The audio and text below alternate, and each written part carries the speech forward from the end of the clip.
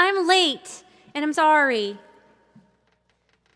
I was having technical difficulties, and what I do when I have technical difficulties is I panic, and then I just start turning things off and on again until they work. And that is what I did, and now it's working. Crossing my fingers that it will continue to work, which is why I'm going to keep the headphones on. And tonight is a special night. That's why I was so frustrated that I was having the technical difficulties, because tonight, I called it a career retrospective, but I spent all day remembering all the stories and things that happened the very first time I went on a national tour. And I put the pictures together, and I'm going to share some pictures and stories with y'all tonight. So I'm glad we're working now. And so if you could just cross your fingers for me that things continue to go swimmingly, that would be great. So I'm just going to play a tune while people come in and hang out. Be here for an hour-ish or so. So go get yourself... Hi, Craig. Nice to see you. Ooh, on YouTube. Get yourself a mocktail or a cocktail and a donut and hang out with me. So I'm going to do the first single from my last album.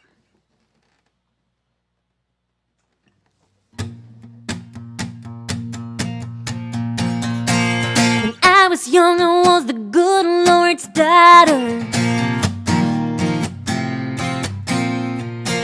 Didn't do nothing that would stir the water. Hey, Cheryl. My hair in pigtails and my saddle shoes laced. You could read my heart by the smile on my face. Oh, dream long and slow, but it don't mean nothing about the way things go. Now I'm racing against the clock and wondering when I'll ever fit into those old blue jeans. I know my heart, I know myself, I love my life, but I don't know what any of it means. So I'll spend another day, put another suitcase down, and say, Daddy, you were right, Daddy, you were right again. Oh.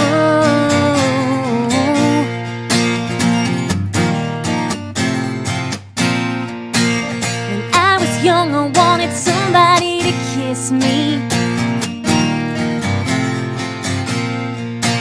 someone to hold me, somebody to miss me.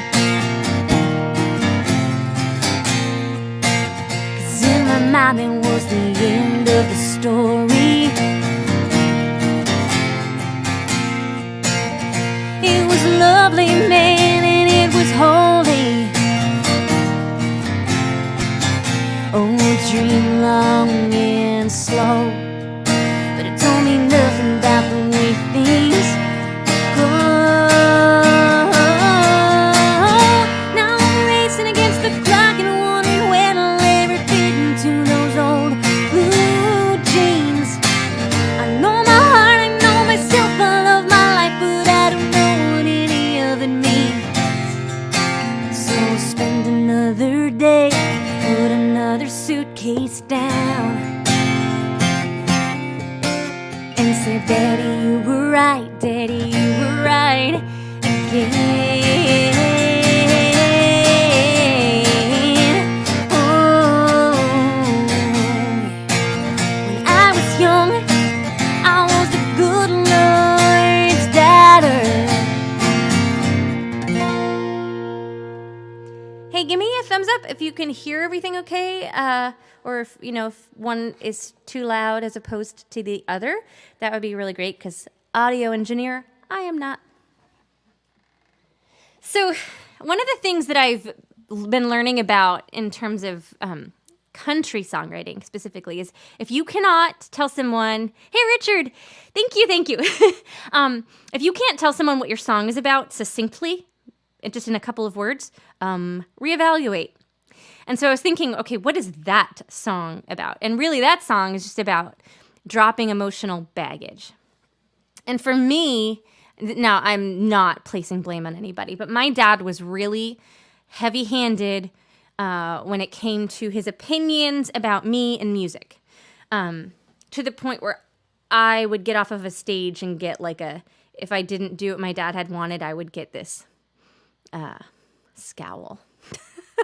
I actually have a picture of the scowl that I'm going to share later.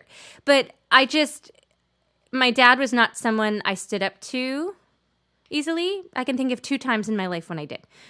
So anyway, when I look back on my songwriting and my style, like I would say until the past couple of years, past 10 years, I was just thinking, okay, my dad said I need to be a blues singer, so I have to be a blues singer.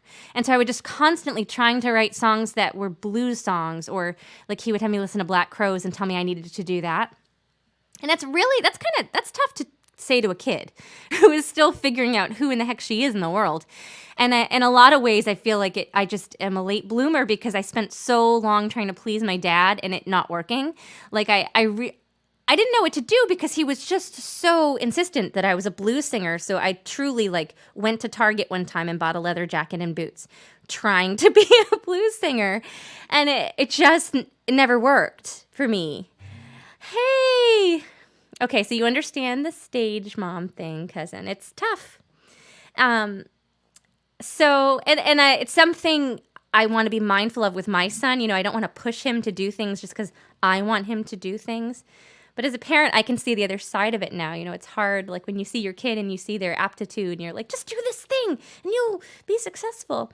And so that song is really just about trying to drop this baggage, because he also said to me, my dad, that if I wasn't rich and famous by the time I was 25, it was my own fault. Like, what the heck kind of thing is that to give to your kid? And so I've spent my whole life feeling like this failure because I'm not rich and famous and a blues singer. So, that was a really long explanation about what that song is about. But I guess it's about dropping emotional baggage.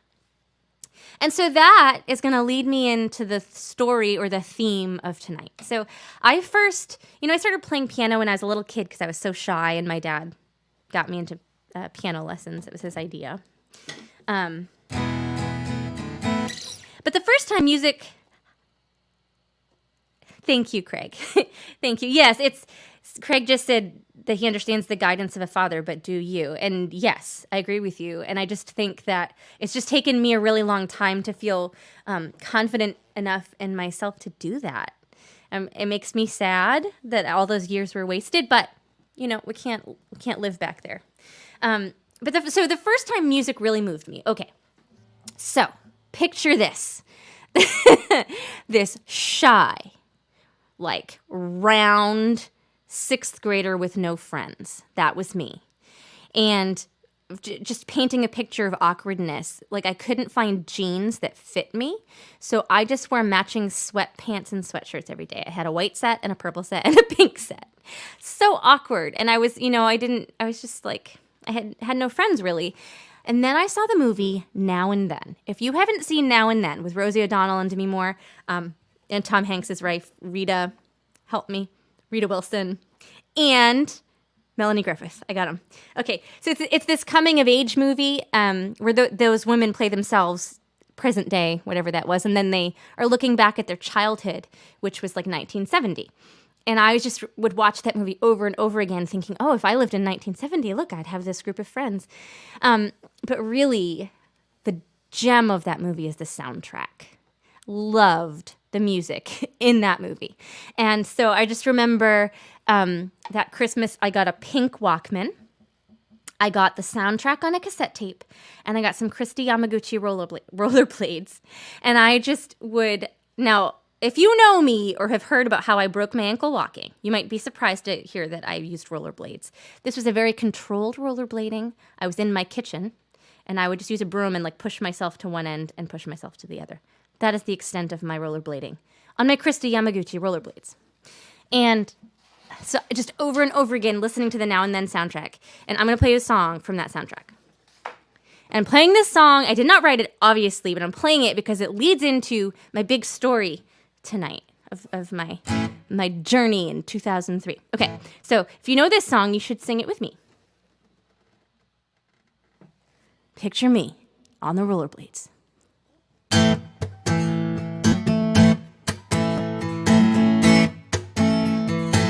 No matter what you are, I will always be with you. Doesn't matter what you do, girl. Oh, girl, won't you? No matter where you go, I will always be around. Won't you tell me what you found, girl? Oh, girl, won't you? Knock down the old gray wall, be a part of it all. Nothing to say, nothing to see, nothing to do. If you would give me all, 'cause I will give it to you. Nothing would be, nothing would be, nothing would be. No matter where you go, there will always be a place. Can't you see it in my face, girl? Oh, girl, won't you?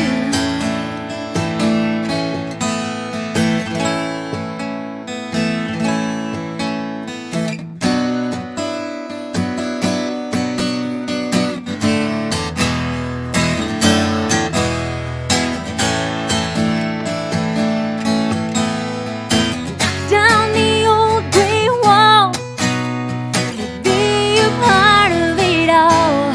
Nothing to say, nothing to see, nothing to do.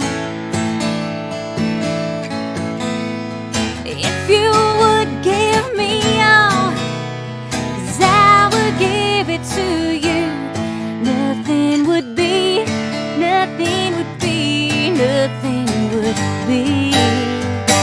No matter what you are, I will always be with you. Doesn't matter what you do, girl. Ooh, girl, won't you? Ooh, girl, you, girl, won't you? Man, that takes me back. Okay, hold on. Okay, so now you have it. I am like 10 or 11 and I love that song. And it's the first time music really like spoke to me and made me feel seen. It's a great soundtrack. You should listen to it. And so then, after 6th grade, I just, I learned how to play the guitar and I started writing songs. And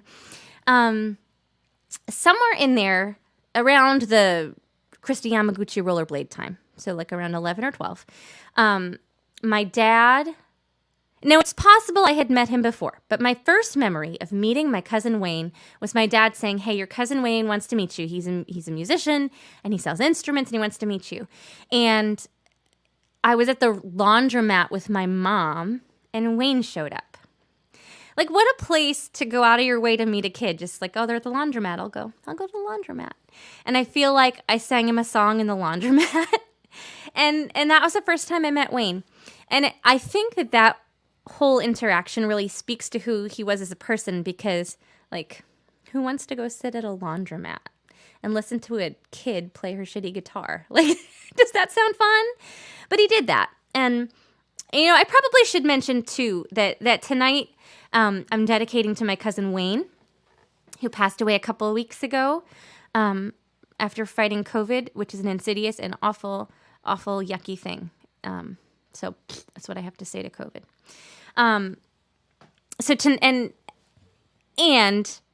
After he passed away and I started thinking and realizing what an impact my cousin Wayne had on my life, because truly every time I talk about music or the things that I have done or the people I have met, it references people I met because of my cousin Wayne. So that's why I'm doing this tonight.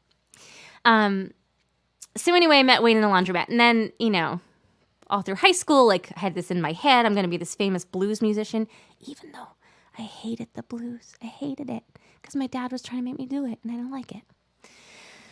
So around springtime of my senior year, my cousin said, hey, do you want to go on tour? And like, hell yeah, I do. Of course I want to go on tour. That was the most exciting thing anyone had ever asked me in my whole life, and I feel like probably up until this point, with the exception of Lori McKenna asking me if I wanted to write with her. Like, those are the two most exciting moments of my life, musically. So I said yes, and this tour was going to be across the United States. It was like a ridiculous amount of cities. We were going to be in a tour bus, promoting his Rock for Christmas charity, which the point of is to give toys to kids who are in need at Christmas time. And just a side note, like, I was one of those poor kids who needed help with Christmas toys. So anyway, I got to get my pictures lined up here. So the answer was yes, and I graduated high school. And then October, after high school, I flew out to LA and saw my cousin Wayne. Look at us. Aren't we so cute? Now that shirt, just so you know, this tour was everything to me. And I did all kinds of shopping. Like, I really thought about my wardrobe. That shirt, I had a bunch of different shirts that all represented different states because, like, I'm going to see the world, you know. So that's me and Wayne. And that is at our rehearsal space. I was reading through, I kept journal entries that I'm not really going to share with you because, my gosh, some of the things I wrote were incredibly embarrassing. But anyway, we were there, and I remember, you know, all the people we were with knew all the other rock stars. They're like, oh, there's Tool over there, and it was wild. It was wild. So we were at this rehearsal space, and we were there we're supposed to be like a week, I think, to rehearse with the band. And the concept was we had an all-star band, all these rock stars, and then different people would front that band so that they would back me up for my 2 or 3 songs, was the idea. So we're just there, and now you can't see his face, but that's me and Jimmy Bain. And I might need help tonight. If you want to Google and help me with my facts, I would super appreciate that. So Jimmy Bain was a bass player from, I believe, Dio. Any metal fans? I'm pretty sure it was Dio. If someone wants to Google that and double check for me, I would not object. It's Jimmy Bain, Bain. And the other thing about me is I love an accent, and Jimmy is Scottish, or was Scottish. So I really liked him. And I think, you know, the people in that tour that I really liked the most were the ones who didn't look down on me because I was a kid who had no idea what she was doing. No idea what I was doing. And I will never share with you the songs I played on that tour because I'm sure they were awful. Anyway, Jimmy Bain was just so gracious to me, and I loved him. He was really cool. So anyway, I'm going to kind of go in and out of that story tonight as I play you songs. And per usual, I am open for requests. If you have a song that you know I know, I'll play it for you. Like this next one I'm going to do was a request from last week, which I hadn't done in approximately 10 years. So bear with me here. And I'm also not forgetting that last Monday I played a song that I wrote and forgot the lyrics. It is my mission tonight to forget no lyrics.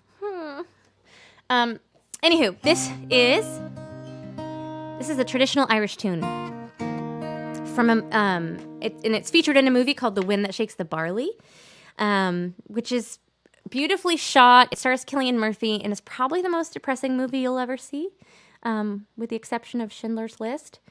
But if you like Irish things and Irish history, you might enjoy that movie. So that movie was named after this song. And I'm pretty sure that this song is from around like 1790 or somewhere in that ballpark. And I'm going to do my best. Oh, you know, and I should mention, like, all those years I spent trying to be this blues singer and it didn't work for me.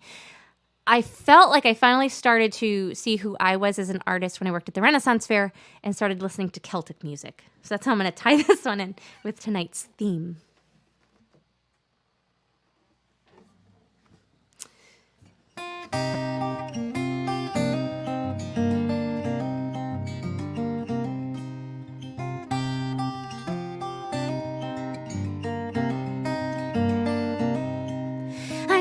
out within the valley green, I sat me with my true love. My sad heart strove to choose between the old love and the new love.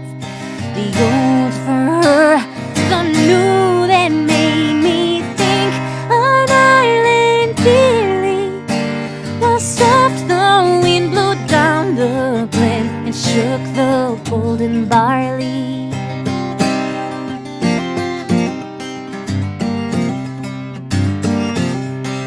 'Twas hard the woeful words to break the ties that bound us, but harder still to bear the shame of foreign chains around us. And so I said, the mountain glen I'll seek at morning early, and join the bold united men while soft winds shake the barley.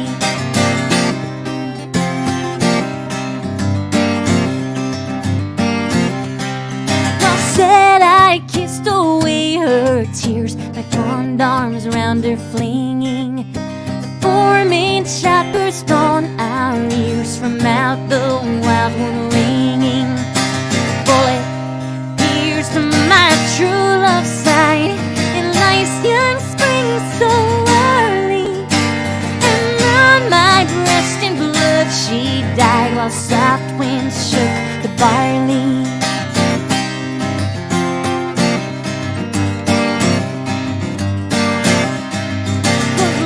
For blood without remorse, I've taken that light hollow and laid my true love play cold corpse. Her rifle soon may follow. Round her grave I wandered drear, new night and morning early, with breaking heart whene'er I hear the wind that shakes the barley.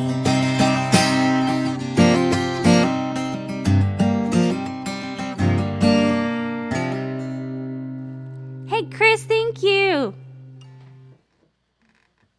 So Tina is here, my cousin Wayne's partner. Tina, can you tell me, and it's okay if you want to private message me or whatever, but is Rock for Christmas going to go forward? Or is this still something people could contribute to if they were so moved?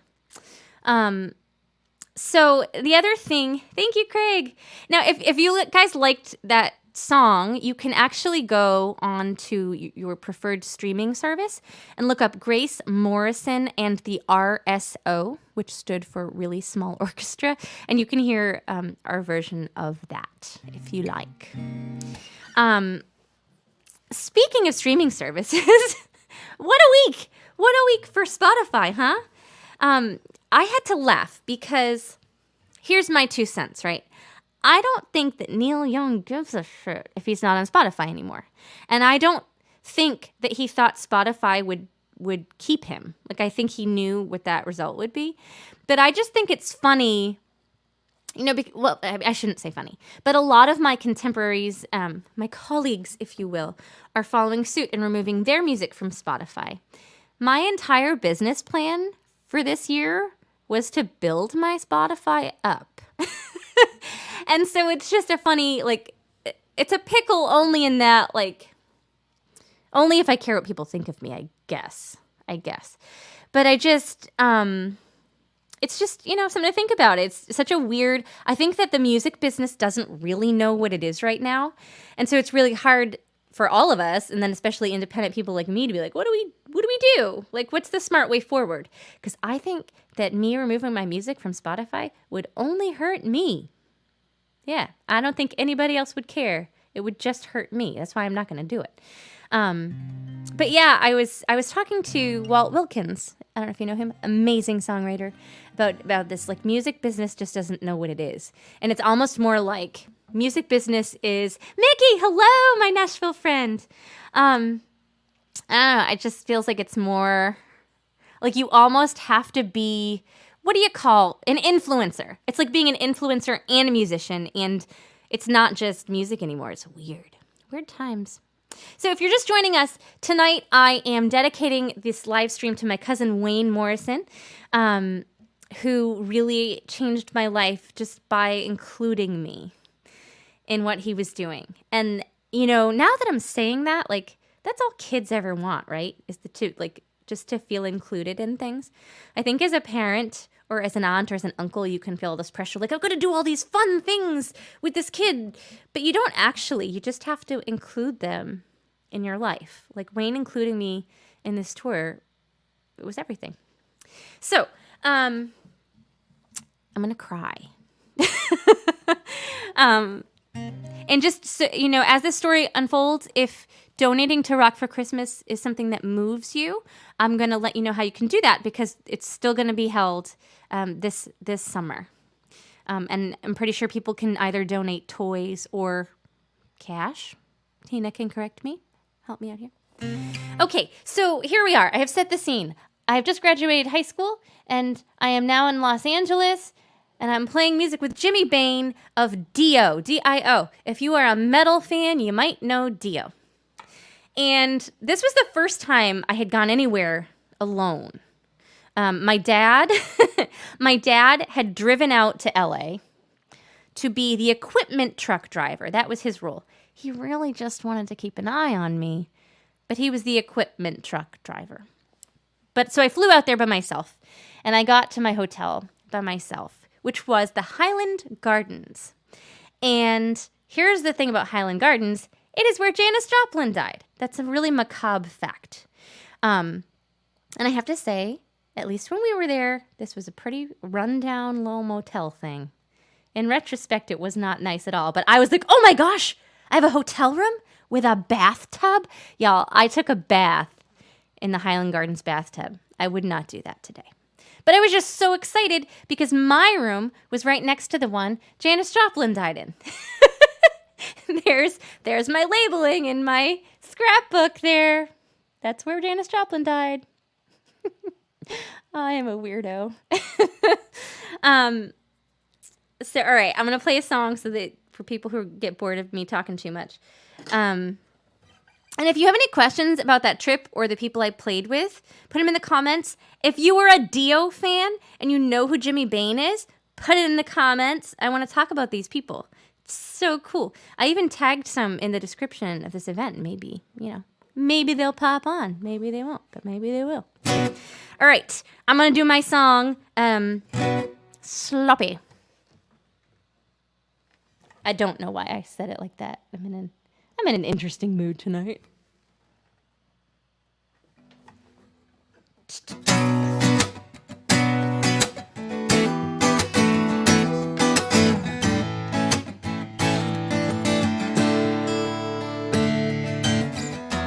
I can't face it no more.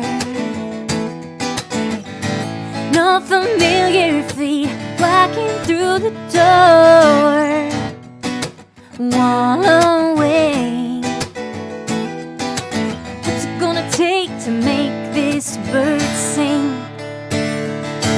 Lately I've been holding on to certain vices.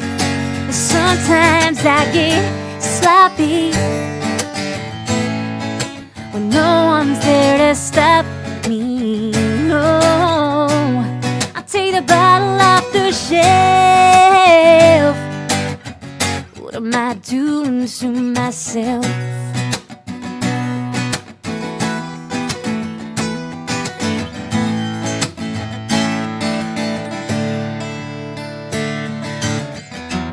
You try me like a stone. I can feel it echo in my bone. Rich like wine, I pretend that everything is fine. Lately I've been holding on to certain vices. And sometimes I get sloppy when no one's there to stop me. No, I take the bottle I doing to myself?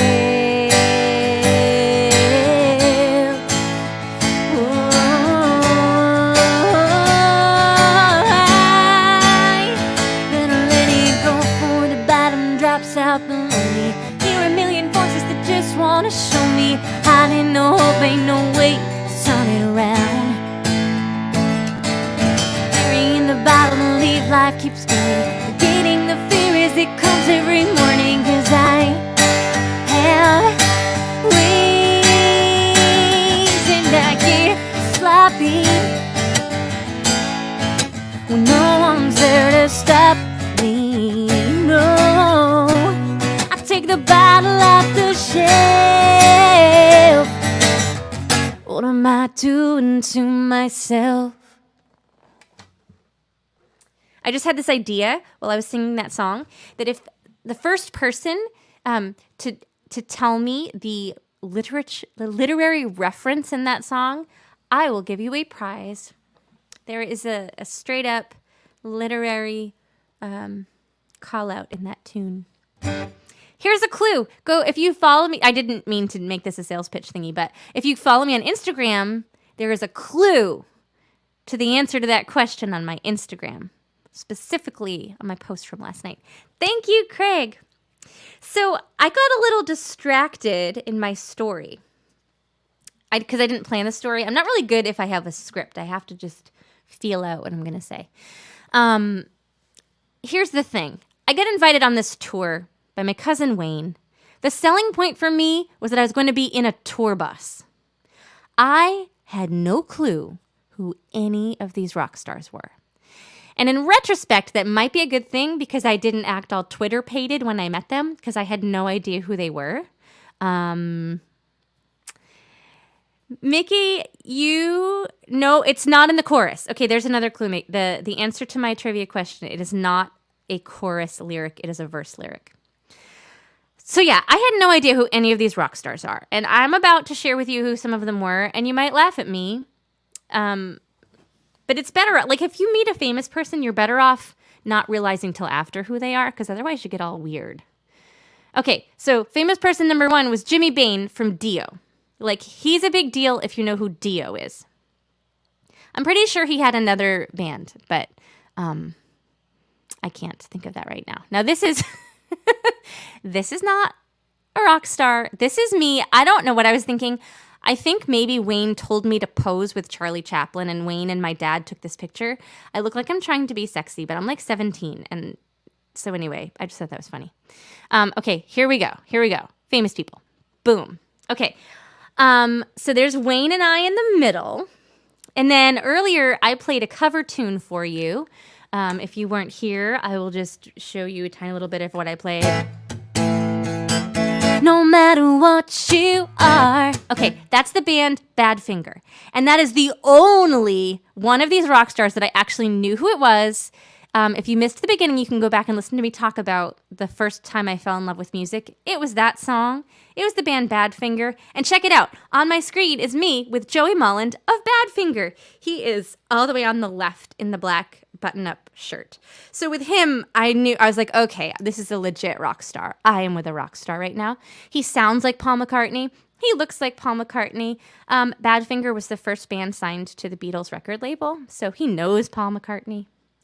Story about that later. And then right next to him is Chris Slade, who he was a big deal to me because I know who AC/DC is, and he played drums for AC/DC, but I know that he had some other big bands too, like maybe Uriah Heep. Help me. Chris Slade. If someone could Google that, I would really appreciate it. And then all the way on the right in the shirt that says Warning is Greg Douglas. And he was just the most beautiful, gracious human being. Craig, thank you for coming anyway. Yay, Mike, thank you. Oh, Tina, I'm just glad you're hanging out with me. Hang out. We're going to really enjoy this whole thing. So Greg Douglas, now he co-wrote the song Jungle Love for Steve Miller Band. He was the guitar player for Steve Miller Band, but he had some other big bands that he was in as well. But anyway, my point is, like, I was 17. I had no idea who these people were. I was just like, hey, guys. But Greg Douglas was just so gracious to me, and I have in my little journal of that tour talking about, like, Greg Douglas said that if he was younger, he'd be proposing to me. And it was just so cool. And being in an actual real tour bus with these people was an education. Yeah, I learned a lot of things on that trip, and I just don't know how to even share them all with you, or if all the things I learned are even appropriate to share here. I'm going to play another song and and think about some of the things I might share with you. But so essentially, we spent 2 weeks in Los Angeles rehearsing this tour. We were going to get on a tour bus, and the goal was to start in Salt Lake City and play every hard rock cafe in the country, right on back up to Boston. That was the plan. Things don't always go according to plan, but that was the plan. And I also, I'm going to do this song because it's funny. Like nowadays, as you may or may not know, I have a very, very hard time sleeping. And like, I'm an anxious person, but now my anxiety has chosen to only occur at night when it's time to sleep. I couldn't tour the way I did then now. Like now I need to be in my hotel room and black out all the lights and have my sound machine and blah, blah, blah, blah, blah. Being in a tour bus with a bunch of rock stars is not quiet. I don't know that I could live that life like that now. All right, my song about sleeping.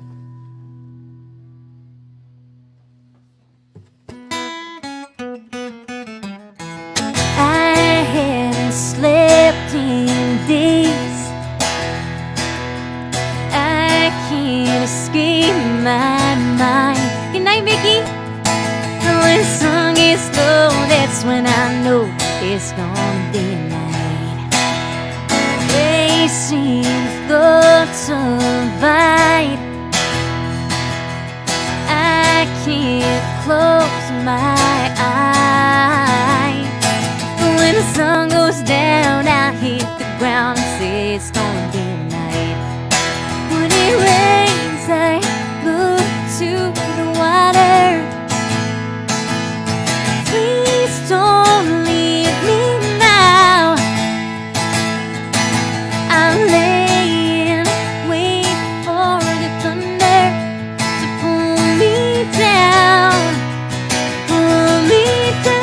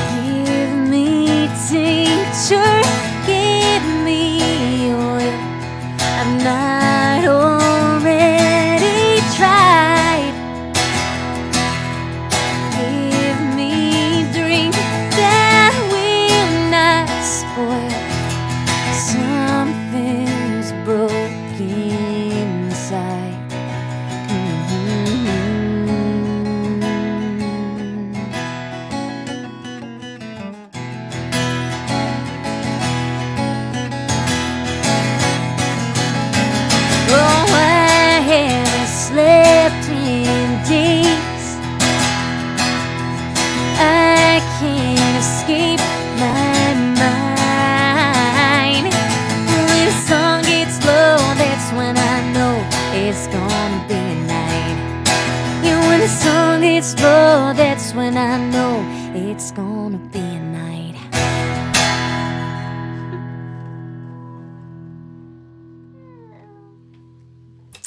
Just a moment to say thank you for hanging out with me tonight. You have so many things you could do on a Monday, and you're here with me. And it's the last day of January. My goodness. Well, that went by quickly. Tina, it's tough, isn't it? Ken, hi. Ken, I'm doing a retrospective on all the rock stars that I've met. I'm so glad you're here. So Tina and I were just talking about sleep anxiety. Did anybody watch Saturday Night Live, the Katy Perry one with Willem Dafoe? Because they had a whole song about not being able to sleep, and while it was funny and it really spoke to me, I was watching it in bed, and it just made it even harder to sleep. Okay, so back to my story via pictures. So we had all these rock stars, and we're gonna go to Salt Lake City from LA. That's where I left off. Now, I'm just gonna put this up one more time. You can see there's a little bit of an age difference between myself and all of the rock stars.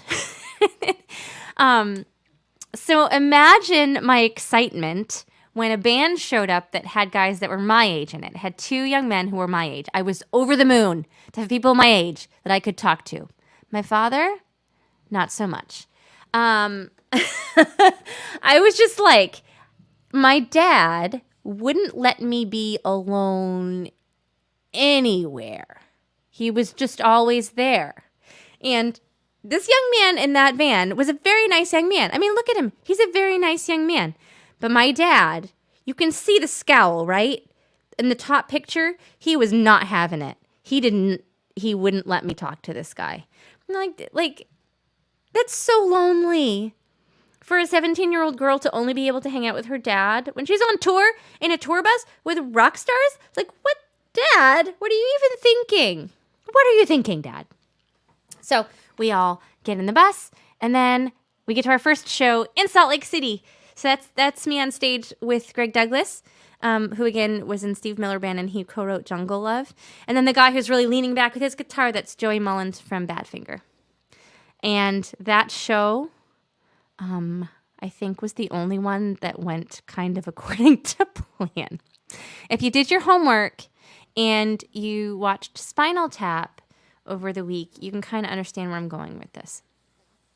So I think, it's hard.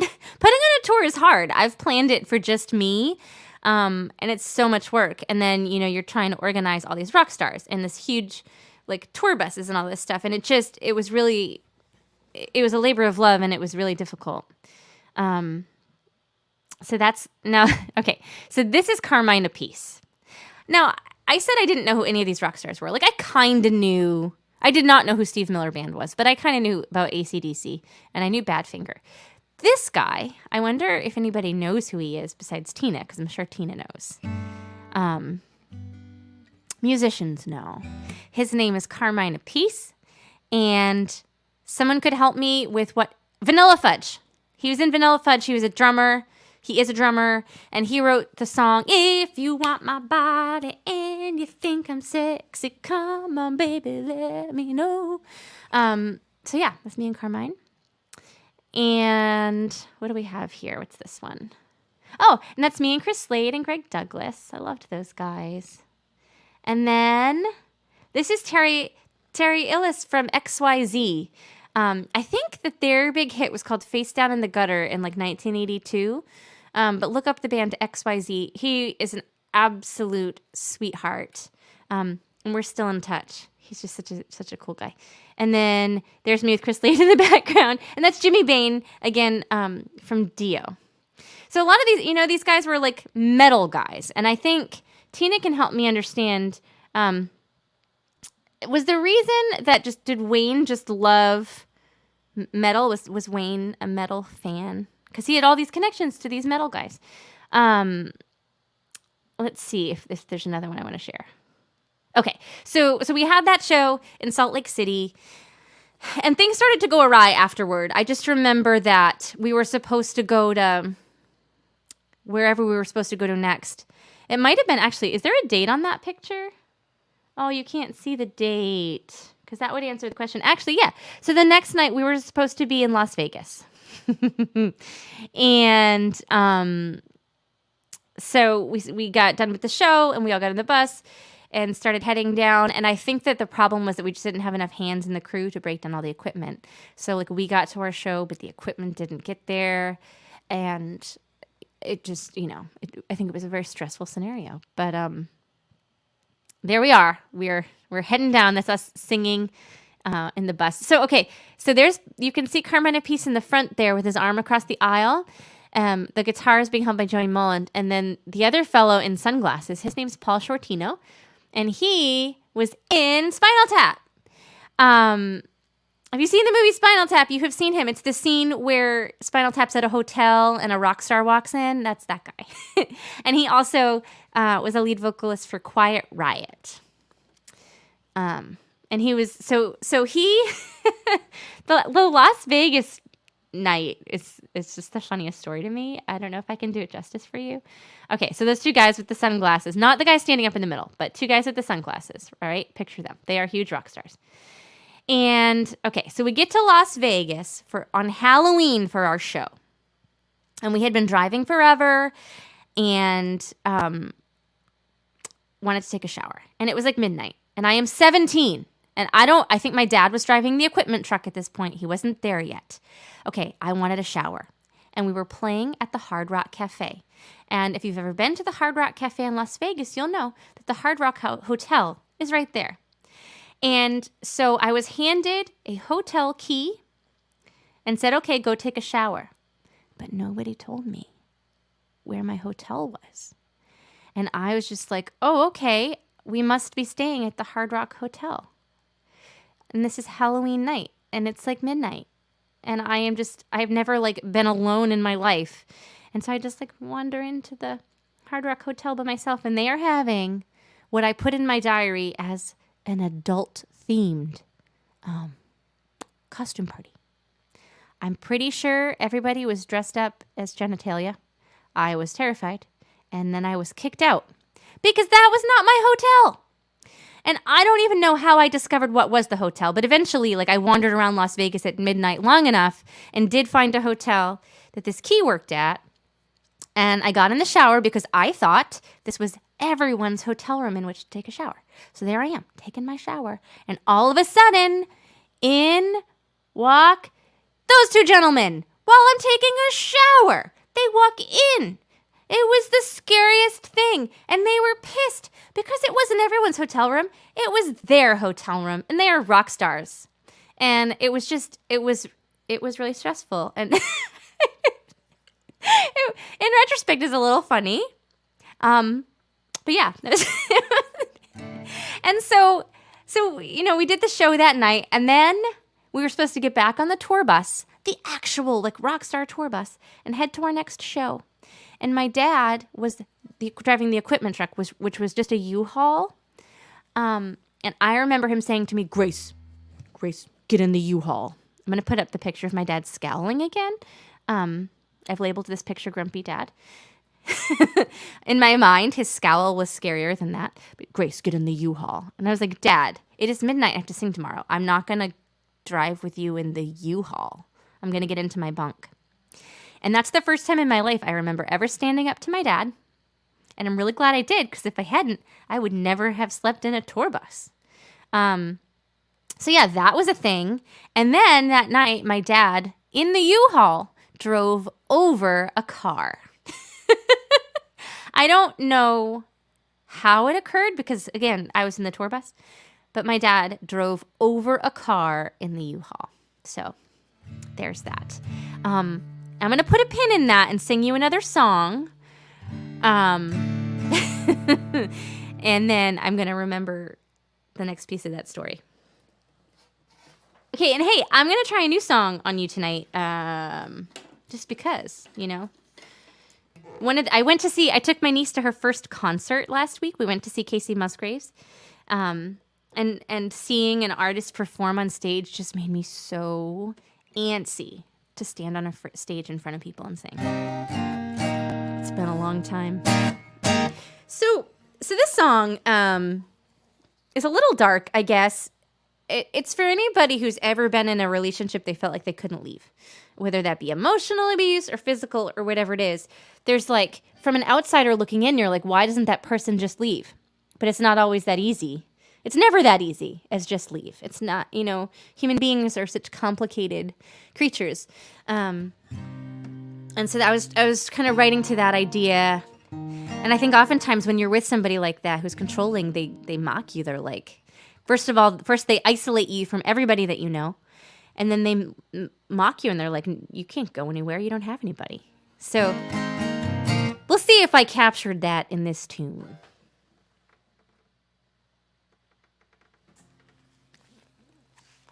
It's so much easier to sing without these things on. So let's try it. I didn't know I could until I did. I just walked out and took a deep breath. I gave everything I had inside until I knew there wasn't no me left. Words can be as hard to swallow as a gun. It's like you handed me one, then you said, what you gonna do about it now? There's nowhere to run, baby, you're done, done, done. Where you going, who you gonna call? They won't catch your fall. You left them all, and I don't think you know I'm not a fool. I just got caught up in your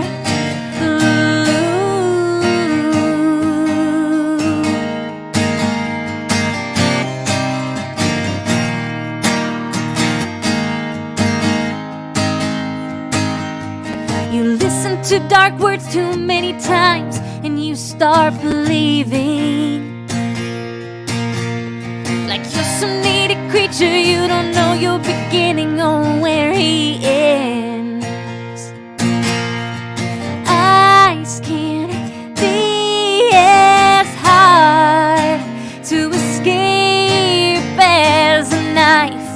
Let me walk away with my life. Let me walk away, don't tell me what you're gonna do about it now. There's nowhere to run, baby, you're done, done, done. Where you going, who you gonna call? They won't catch your fall. You left them all, and I don't think you know I'm not a fool. I just got caught up in your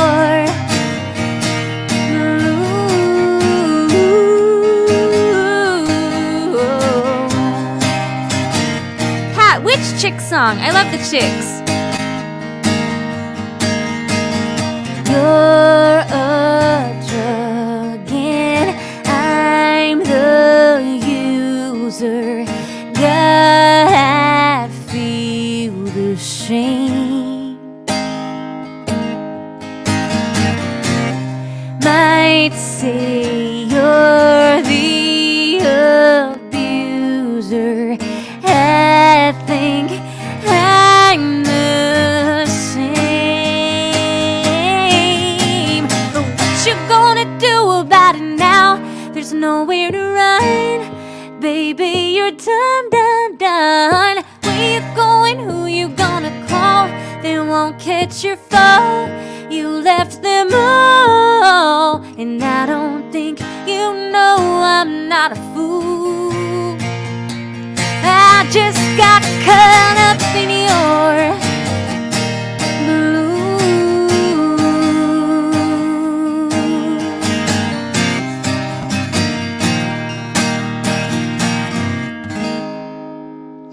Pat, yes, I love that song. Mary and Wanda were the best of friends all through their high school days. I don't know how many lyrics I know. Both members of the 4 Beach Club, both active in the FFA. After graduation, Marianne went out looking for a bright new world. Wanda looked all around this town and all she found was Earl. Well, it wasn't 2 weeks after she got married that Wanda started getting abused. She put on dark glasses and long sleeve blouses and makeup to cover her bruise. I don't know the next words. Right away, Marianne flew in from Atlanta on a red-eyed midnight flight. She held Wanda's hand and it worked out a plan, and it didn't take them long to decide that Earl had to die. Na, na, na, na. Goodbye, Earl. I've never played that song before. Oh, thank you, Pat, for suggesting that. I should, you know what? That's a perfect response to the song that I wrote, and I could work that up and do like a boom, boom in a show. Boom. And hey, I don't know if y'all know this, but speaking of the chicks, another really exciting moment in my career was when Natalie Maine's dad, Lloyd Maines, amazing Hall of Famer, played on my last record. He is on my last album. And he, you know, I'm talking tonight about rock stars I've played with before, and talk about altruistic and lack of ego. That man is amazing and giving. And like, you know, I never met him. I just hired him via email, you know, and he sent his parts in. And he didn't have to do this, but like I was talking to him about some of my promotional plans and money I was spending. And he was like, no, you got to call me. And spent like 2 hours on the phone with me giving me advice. For, you know, he wasn't getting anything out of that. Just Lloyd Maines is awesome. So if you haven't heard my album, all of the pedal steel is Lloyd. I'm making sure my technology is still functioning appropriately here. Goodbye, Earl. I'm so sorry I didn't know that whole song. I also love Travelin' Soldier. Big fan of that song. So there we were. I had told 17-year-old me said, "Nope, grumpy dad, I'm not going to drive across the country in a U-Haul with grumpy dad. I'm going in the tour bus with all of my friends, all of my rock star friends." And so there we are. We're singing on the bus. Okay, so the next two pictures just tickle me. So there's a little band called Three Dog Night. I had never heard of Three Dog Night before, so please don't judge me. I was 17. And here's the lead singer. Now, I know that they've had myriad lead singers throughout their existence. This is Gary Moon. Now, that picture makes me laugh because there we are on the tour bus, and like we had been together for like 3 weeks at this point, and I just said, "Hey, Gary, I'd like to take a picture." And I really think that he was not being ironic. I really think that this was his go-to pose when a fan said, "Hey, I want a picture of you, Gary Moon." Like, that's what he does.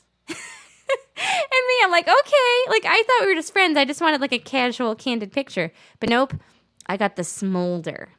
That's a little bit like 90s romance novel cover, I think. But anyway, those pictures make me laugh. Oh, man. That was such time. So yeah, we got in the tour bus, and then I feel like we headed to Phoenix for our next show after Las Vegas. And I think that our equipment didn't get there.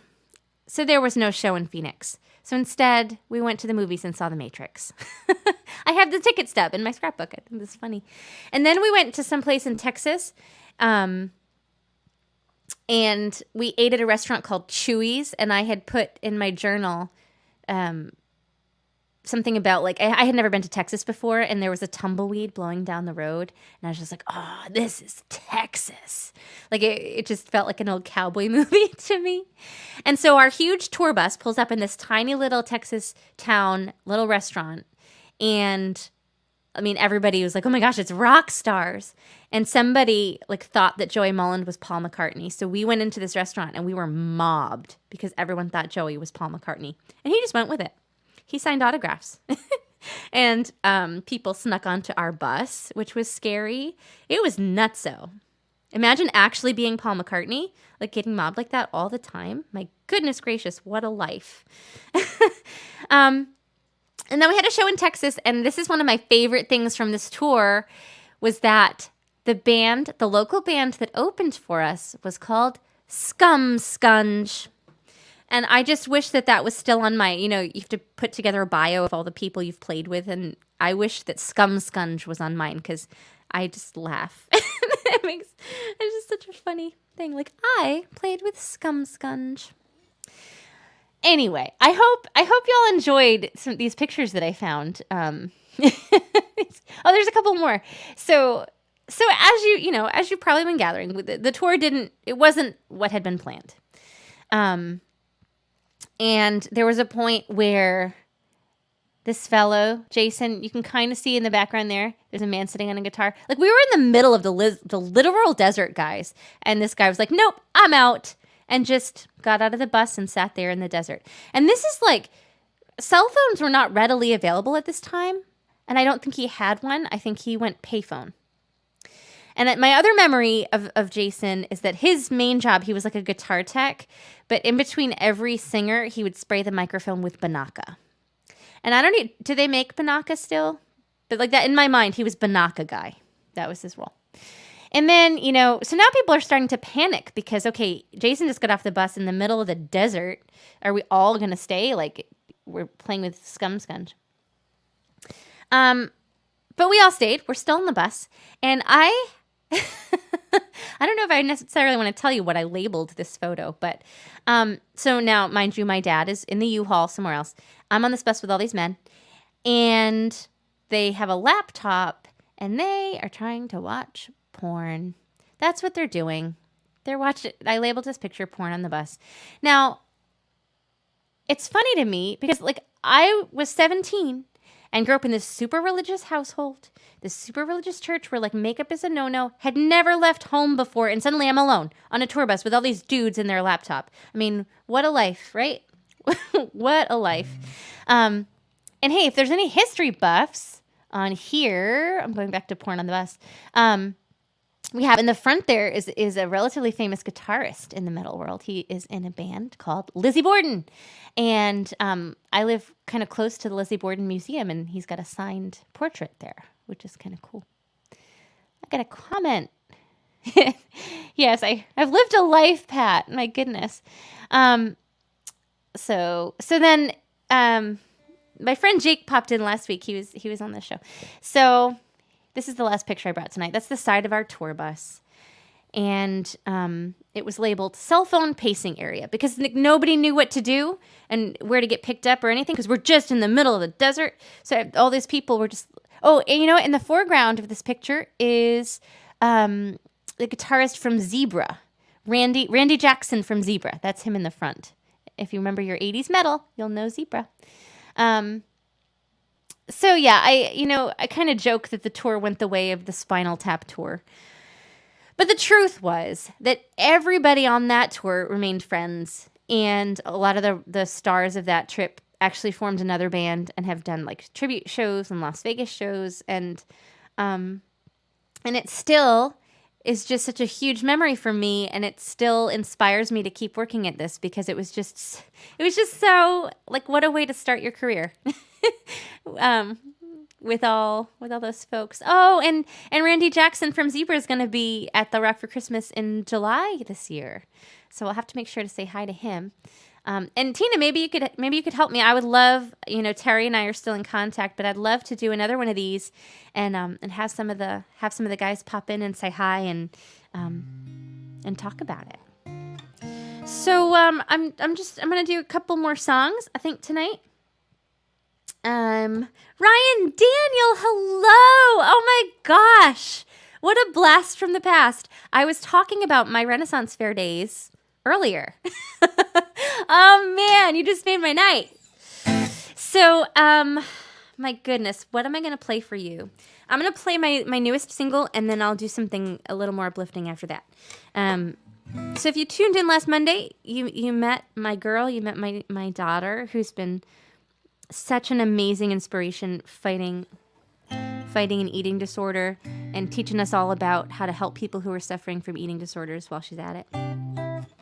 And, if you've ever loved an addict or somebody who struggles with things like that, it's really, really hard to watch somebody struggling and you can't do anything. And you just want to go and pick them up and be like, you can do this. You can do this. Ryan Daniel, I did an old school Grace song, but I'll do one more. You got it. I'm going to do this, and then I'll do an old school one. If you have a minute, thumbs up if you can stay on for 2 songs, Ryan Daniel. So this song is called Sober, and it's for anybody.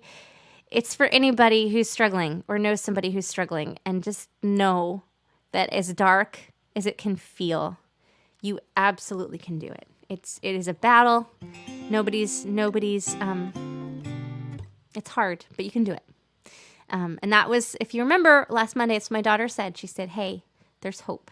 So here you go.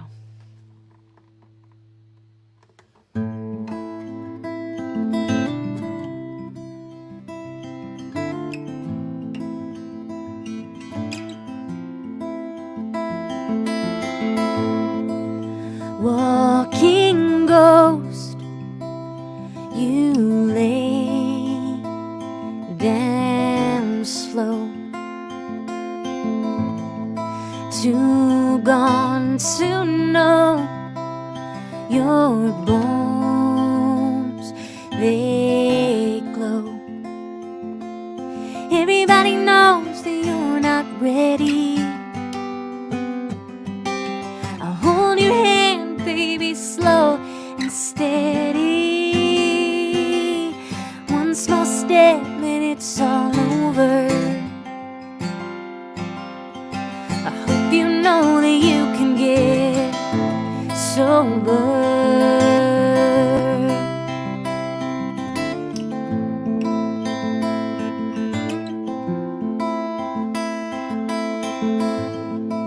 Silent sleep, your dreams skin deep,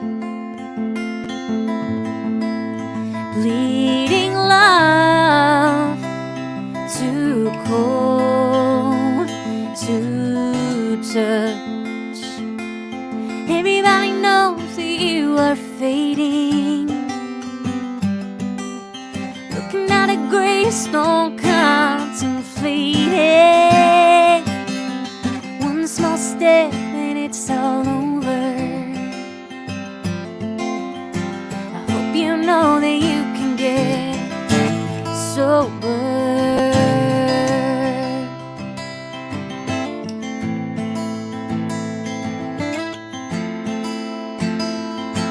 Don't want to write it down, the thoughts that steal your crown, 'cause everybody knows that you are fading, looking at a gravestone contemplating. One small slip and it's all over. I hope you know that you can get sober.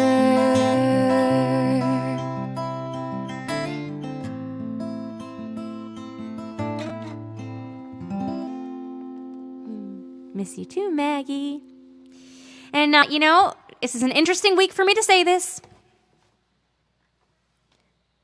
but if you use Spotify, I would love for you to follow me on Spotify and like that song. And if you actually like that song, you can save it. My goal this year is to build up my Spotify rating. And I made that goal before any of this stuff started being a conversation. And thank you, Pat. Thank you. I do not intend to take my music down from Spotify because I don't think it would make a difference to anybody but me.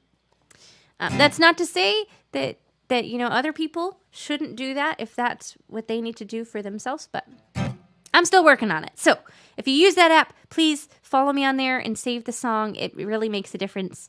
Okay, so my friend Ryan wanted a classic grace song. And I would just like to be clear that we're not going to do classic grace from this era. We're not doing 2003.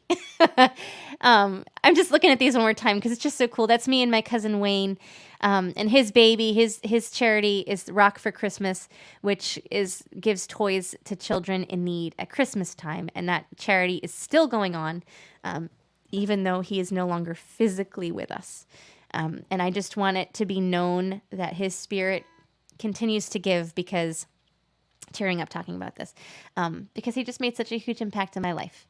And I'm going to pay it forward. And I guess the message is just like, you don't have to do big things for kids. It's just showing up and including them in your life are the things that kids remember, because that's what Wayne did for me.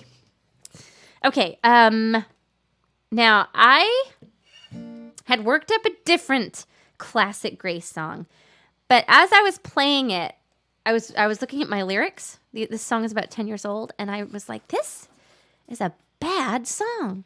It is not good. If the person who had requested it were here, I would play it for them, but I'm not going to, because it's just not good. And I know what I intended the song to be about, but it doesn't translate. It's just not good. This one I think maybe. This one maybe holds up. Hey, and Ryan Daniel, I give you the okay to, if this is not the type of classic grace song you meant, give me a thumbs down, and I'll see if I can't think of another one, or if you have a specific request. All right.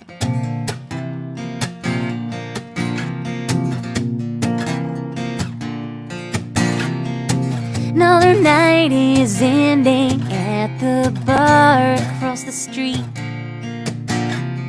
I'm at the bottom of my glass and I'm feeling floppy feet.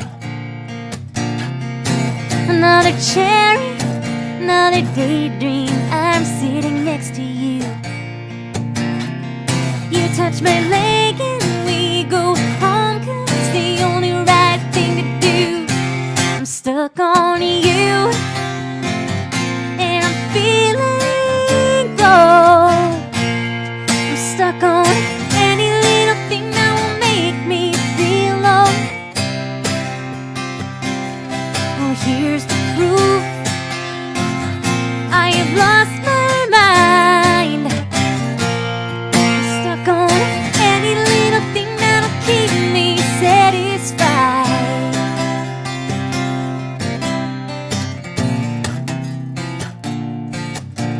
This reminds me of too many drunken nights in my 20s. Walking home is like a rolling ocean in my mind. You're touching me and I can't keep my cool, how hard I try. Then there's the point where we no longer talk, we cannot stand. You've got the power and a fistful of my hair in your hand. I'm stuck on you and I'm feeling bold. I'm stuck on any little thing that will make me feel old. Hey Veronica, here's the proof. I have lost my mind. I'm stuck on any little thing that'll keep me satisfied. Ryan, I wrote this about pipers. We're racing home. It's too late and I can't take the heat of the part of you that I wanna try. I'm stuck on you and I'm feeling bold. I'm stuck on any little thing that will make me feel old. Here's the proof. I have lost my mind. I'm stuck on any little thing that'll keep me satisfied. I'm stuck on any little thing, any little thing,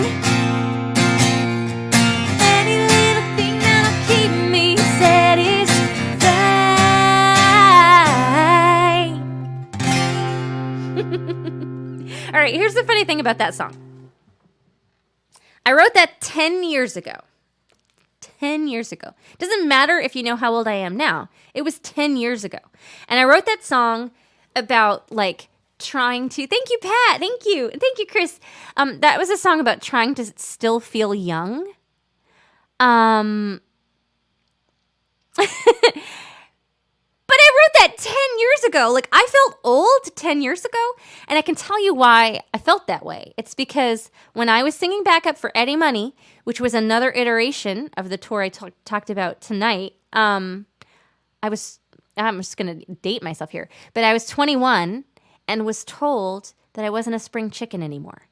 And when you are 21 and someone tells you that you're old now, that shit stays with you. Like, I can't, I try to, like, teach my stepdaughters about, like, being happy with themselves and where they are in their life and not judging themselves. And meanwhile, in my head, I'm like, oh my God, I'm older than 21. I'm not a spring chicken anymore. It's so frustrating that somebody said that to me, and I cannot exorcise that demon from my brain. Why do we do this to each other? And that's why my friend Maggie's on here. That's why when Maggie was complaining to me about turning 30, I was like, girl, nobody over 30 wants to hear that. But like, why do we do that to people? Like, we all age if we are lucky. So why do we make people feel bad about it? Like, that is just good. That is good to get older. I'm saying this out loud to try to convince myself. That's what I'm doing right now. Hey, Ryan, I am just so glad that you requested an old song. I kind of want to re-record that one because it's fun. And if you liked that, you can. So that old band is called Grace Morrison. Hi, Mark. Thanks for being here. That song is from a band called Grace Morrison and the RSO. We named that band in a parking lot. At first, they were just like backing me up, but they didn't have a name. And then we were like, I know, let's just pick 3 letters. So we picked RSO and then retroactively made up what RSO meant. Veronica says yes to re-record that song. So it's called Stuck on You, Grace Morrison and the RSO on all of the streaming platforms. And if you dig it, send me a note. Maybe I'll just redo that one because I do like it. Yes, Chris, getting older is better than the alternative. I agree with you. Let's all get older, shall we? Let's embrace it. My goodness, what am I going to do here? I had intended that last song to be my last song, but I'm having fun, and nobody else is home right now, so maybe I'll just do one more. What should I do, though? Does anybody have a request? I'm so glad the person... Not that I'm glad they're not here, but I'm glad that the person who requested that awful song hasn't reminded me they requested it, because then I'd have to play it. It's really bad. It's really, really bad. I can't even. It's embarrassing. I was practicing it earlier and like, my words didn't even mean anything. Okay, so I was just talking about, trying to exorcise the demons of like, all right, Pat, no, I don't. Oh, Kim, I could do that song. So Pat was just asking if I do any Joni, and I feel like last week or the week before someone asked me to do Joni. I used to do Big Yellow Taxi. Okay, Pat, I'm going to work up a Joni Mitchell tune to play next Monday. And great chance for me to let y'all know that next Monday I have a guest on. It is Mike P. Ryan, and we met in Texas at the Songwriter Serenade, and he's awesome. He's awesome. So, you got to tune in next Monday. Oh, and Maggie has requested the Paula Cole song, I Don't Want to Wait for Our Lives to Be Over. I don't actually know how to play that song. It's a good one, though. My producer is Paula Cole's bass player from time to time, so I would love to cover that. All right, Kim has requested a song that I think I could... I don't want to muck it up. Last week I played a song and I messed it up. It was so embarrassing. All right, you know what? If I do it now, then I can follow it up with another song and then save myself. Let's see. Okay. So this song is on my latest album. It's called Alice. And it's about going down the rabbit hole, looking at old pictures, which is what we did tonight. This particular rabbit hole is about my very first boyfriend. who broke my heart for another girl in French class. Oh, Ryan's reminded me that back in our drunken days, I used to sing Black Velvet at karaoke. So this song is about going down the rabbit hole, looking at old pictures and wondering, if you had done your life differently, what could have been? Like, what if I forgave that boy for breaking up with me and going with another girl in French class? We'll never know. I remember how you'd look at me. Across the room I'd hide behind a magazine. I think you told me that we'd always be. Then you showed me how a man could leave. I remember that you gave it all. I remember feeling like I was falling. What did she have that I didn't get? But what you said I'll never forget. I wanna kiss your love, I wanna give it up. Wanna know what it's like to look into your eyes. I wanna give it up, I wanna kiss your love. Come on, let's be a little less civilized.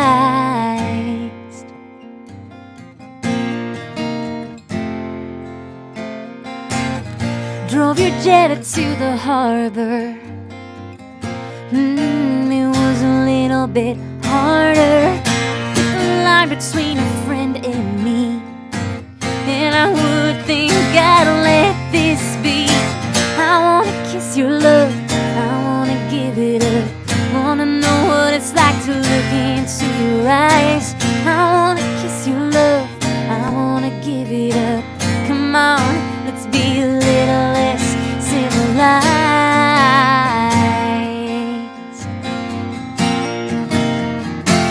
And I'm a little like Alice, following photographs. It's a one-way track. I'm a little like Alice, everything's beautiful, and then I go back. Sometimes I go back.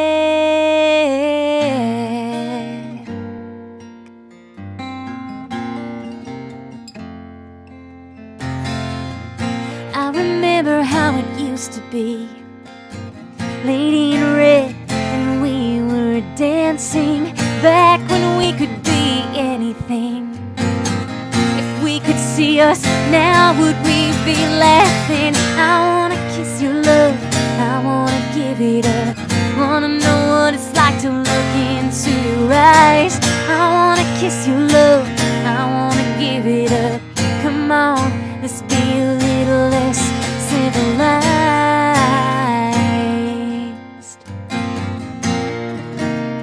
A little less civilized.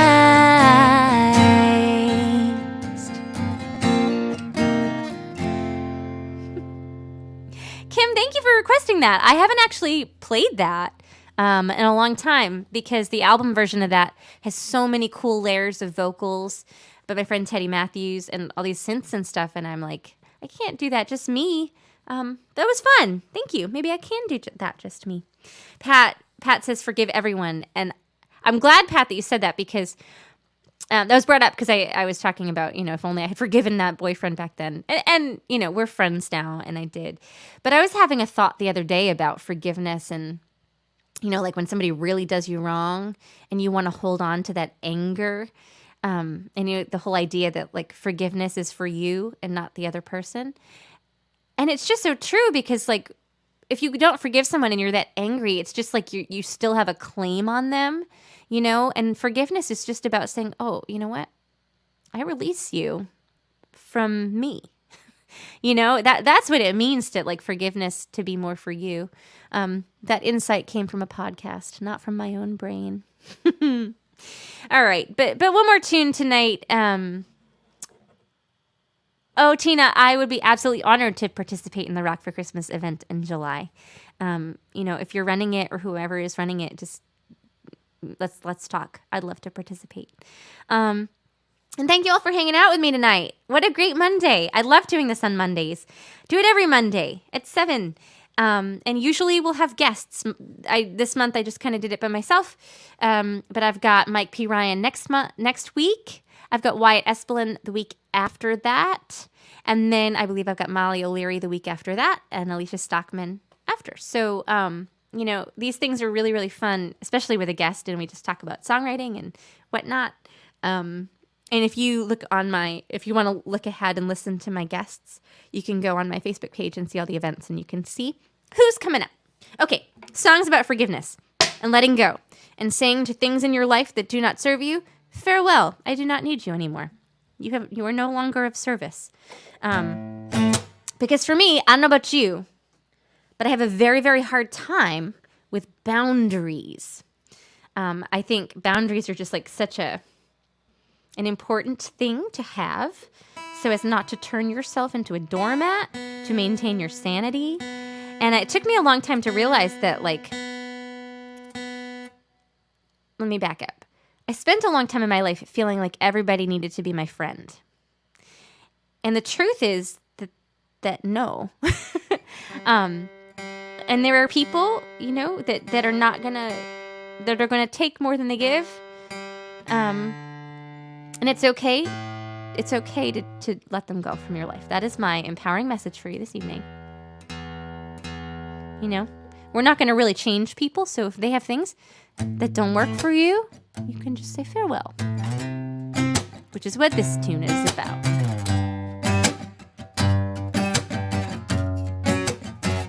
Have you ever seen magic? Have you ever been alive? I see it every morning. I feel it every night. Have you ever been low down, pulled up by the scruff? Have you ever got to thinking enough is enough? Oh, hail to the lessons we learn, the lessons we learn, the lessons we learn. Hail to the bridges we burn, and the road no longer serves.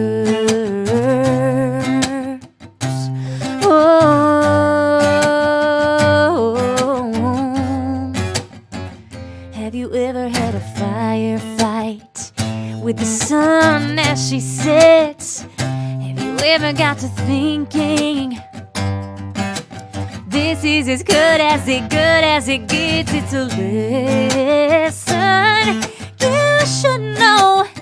You can't cover your tracks, son, when you're walking in the snow.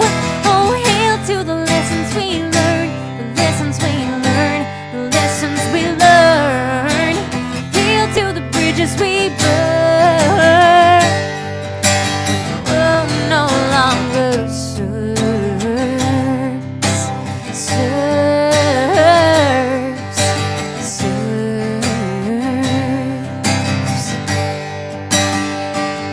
sometimes holding on can hold you down. Sing the song till the beat drops out. All of the oceans and all of the world can't wash away the weight on a girl. Hail to the lessons we learn, the lessons we learn, the lessons we learn. Hail to the bridges we burn, and the road no longer serves.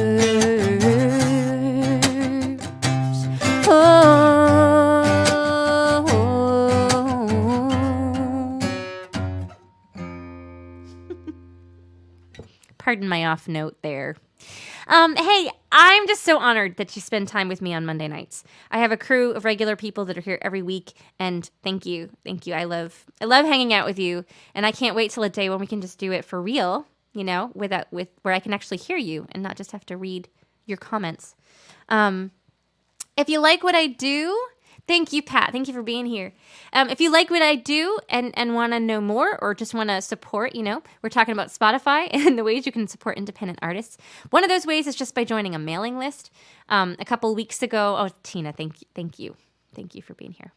A couple weeks ago, my Facebook was hacked, and I had this moment where I was like, how can I still reach out to my people on Facebook if my Facebook goes away? So I put on my website a sign-up form for my mailing list. I did it all by myself. It was a very proud moment that I did it myself. You can just go there and sign up for my mailing list, which is a great way to stay connected. I even have discount codes for things in my store, and you get you can hear music before it's actually released. And also, if you like what I do and you want to wear some merch, I also this week made a shop on my Facebook page. I don't know if it turned into a link when I posted this. I tried. But I have some new sweatshirts, which are great for this time of year, with custom artwork by my friend Lisa Bastoni from the Alice music video, which isn't out yet. But it has an Alice in Wonderland theme, much like Katy Perry did on Saturday Night Live. But I did that. I released it before I knew Katy Perry had this mushroom Alice in Wonderland thing going on. Ryan, thank you for hanging out. It's so great to see your name, and I want to hang out with you in real life. So yeah, go check out the new shirts, the sweatshirts I put together. I think they're really cute. My stepdaughter loves them, so they have a youth appeal. And if neither of those things appeal to you, but you just like hanging out with me on Mondays, that makes me happy too. And I will see you next Monday at 7:00. Be safe, be warm, have a good one.